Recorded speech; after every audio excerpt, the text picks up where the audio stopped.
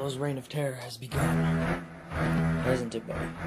What's up, fish fam? I'm Dan from Michigan Aquatics, and today we're going to be talking about the Jaguar cichlid. Of course, what else should we talk about?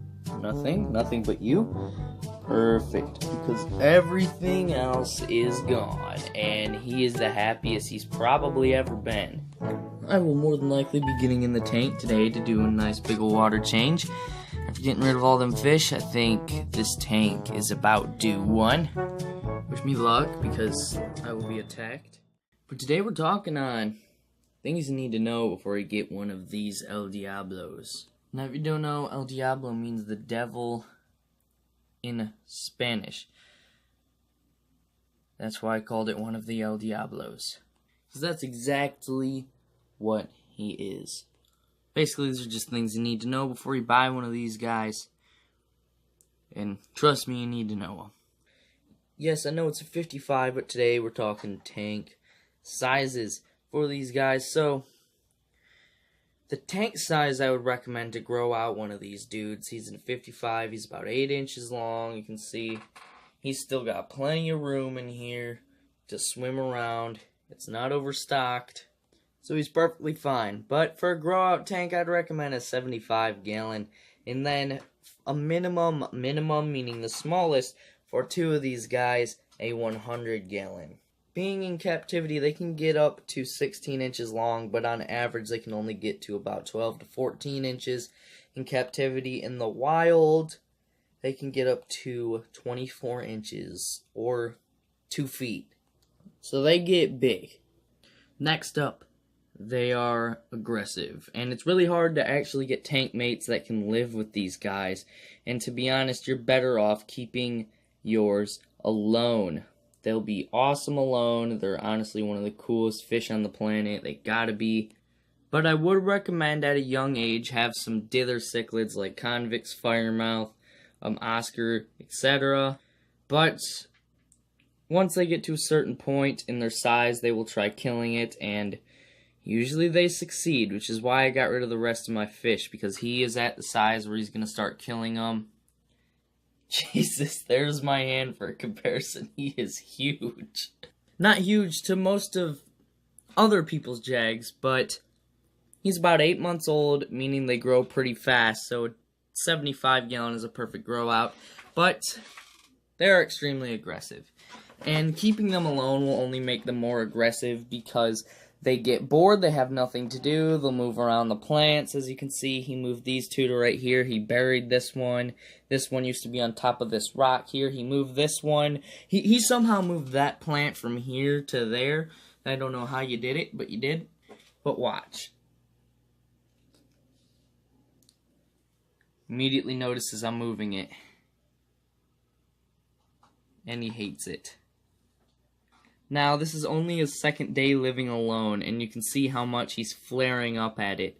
Now, I guarantee you within the next couple of days, he'll be avidly attacking it, because he'll be so bored. And even now still, you can see he attacks it. Ooh.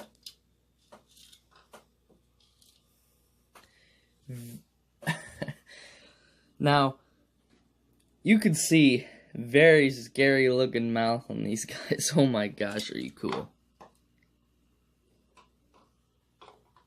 Ooh. Get it, buddy. But anyway, let's discuss on why tank mates long term cannot involve the convict cichlid. Alright, now as a lot of you may or may not know, these guys come from central and northern parts of South America, mostly the Guatemala. But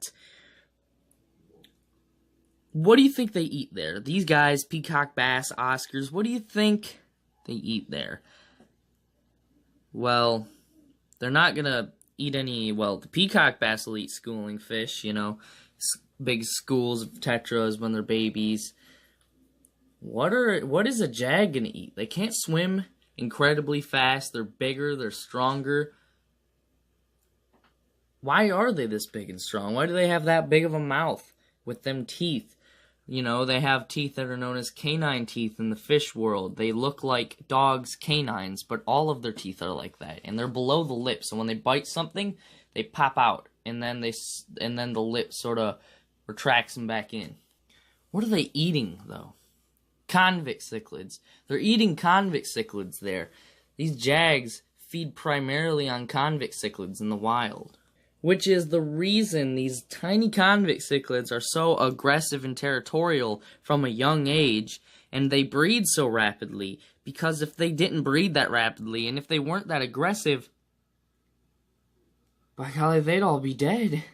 There wouldn't be any more left, because these guys would just demolish them. And I'll put up some pictures, but this guy almost ate my female convict. He was trying to kill her, because she was still a little bit big, too big for him to swallow.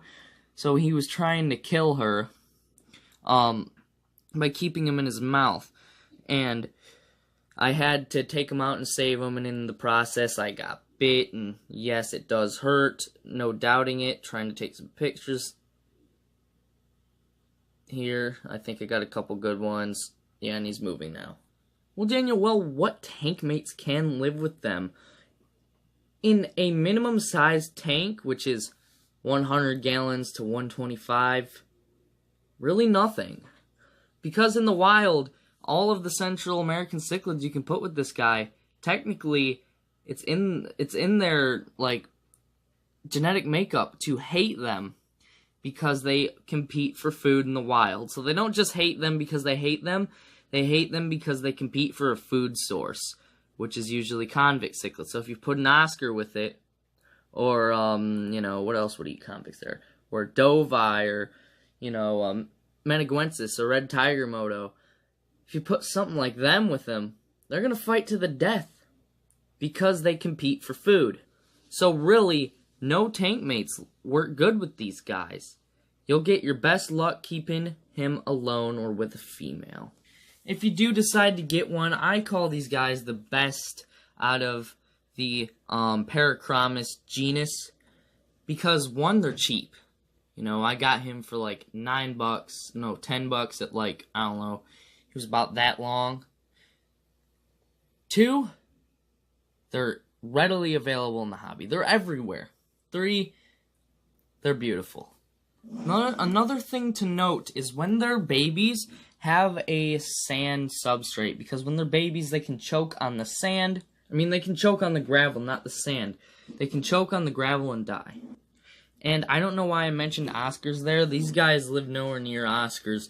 So the main reason they kill Oscars is, well, because Oscars aren't that aggressive.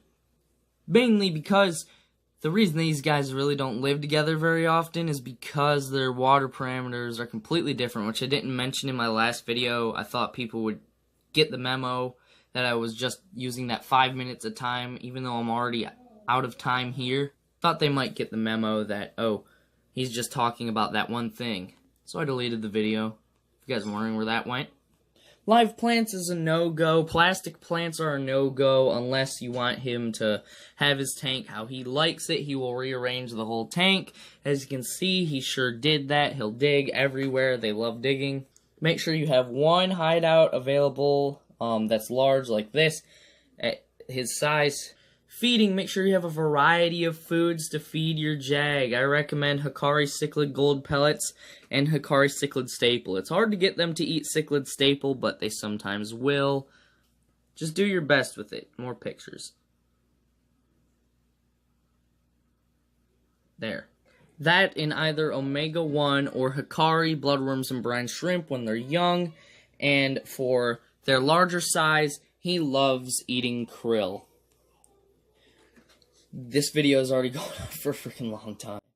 So thank you all so much for tuning in. It means a lot to me, and I hope this video may help you out. I will be making a part 2 because this isn't everything. Make sure you hit that like button down below and subscribe. Fish on, everybody. Tell me if I'm going live tonight. You guys tell me if you enjoyed the video.